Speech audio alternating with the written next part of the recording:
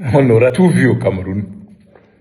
Et comme je vous ai souvent dit, c'est quand on se croit trop fort qu'on rencontre un faible qui vous renverse. Le Cameroun s'est spécialisé dans l'art de corrompre et de se faire corrompre. Ils ont même réussi à faire ami-ami avec la Banque mondiale, le FMI et récemment l'ONU, dans une certaine mesure. Tout ceci au coût de milliards sur le dos des Camerounais.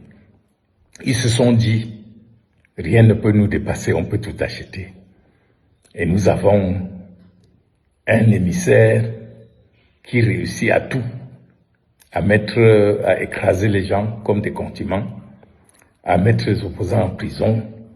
On va l'envoyer pour lever le dernier obstacle qui nous empêche de continuer à gérer le Cameroun comme notre bien, ce que nous faisons depuis 43 ans.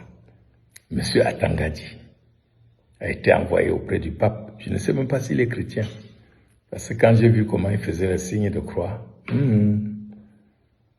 mais comment notre écraseur de condiments n'a pas su que là où il était là, toutes les caméras du monde étaient braquées sur lui. Mais le corrupteur s'en fout. À chaque instant, il corrompt, surtout quand ses intérêts sont en danger. Depuis que les évêques, Barthélemy, Cléda, Loncy, ont décidé de porter haut et fort une voix de demande de la justice, ce qui est leur rôle en tant que prélat, le pouvoir a tremblé.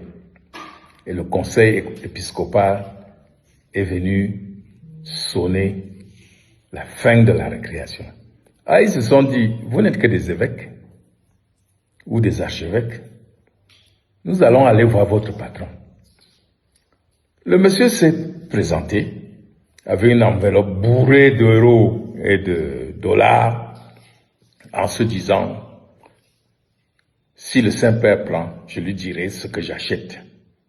Le silence des évêques qui veulent nous empêcher de gagner tranquillement, de voler tranquillement les prochaines élections comme nous avons l'habitude de le faire.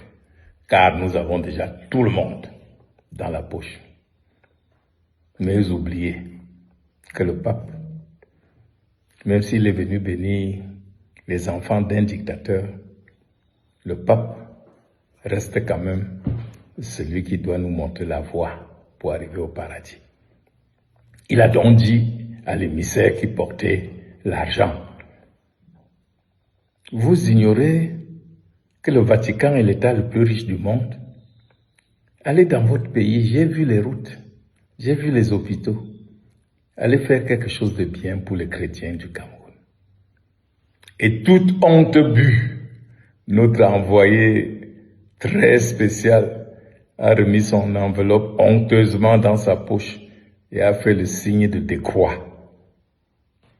Je crois qu'il est rentré dire à ceux qui l'ont envoyé que le pape est un pro-Camto et qu'il faut se méfier.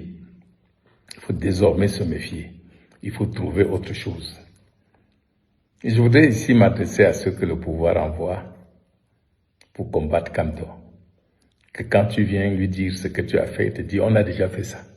Trouve autre chose.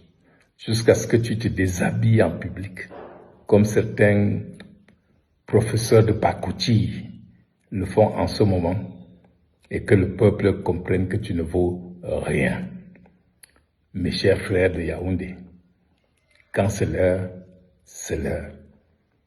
Ne pensez pas que le pape ne va pas prier. Le pape maintenant a compris que vous êtes des corrupteurs. Il va engager l'Église à prier pour sauver le Cameroun. Et à bientôt pour ceux qui seront délivrés, qui entreront dans le paradis de l'Église catholique. Et adieu pour ceux qui vont vivre en enfer chez Satan qu'ils ont servi jusqu'ici. Bonne fête!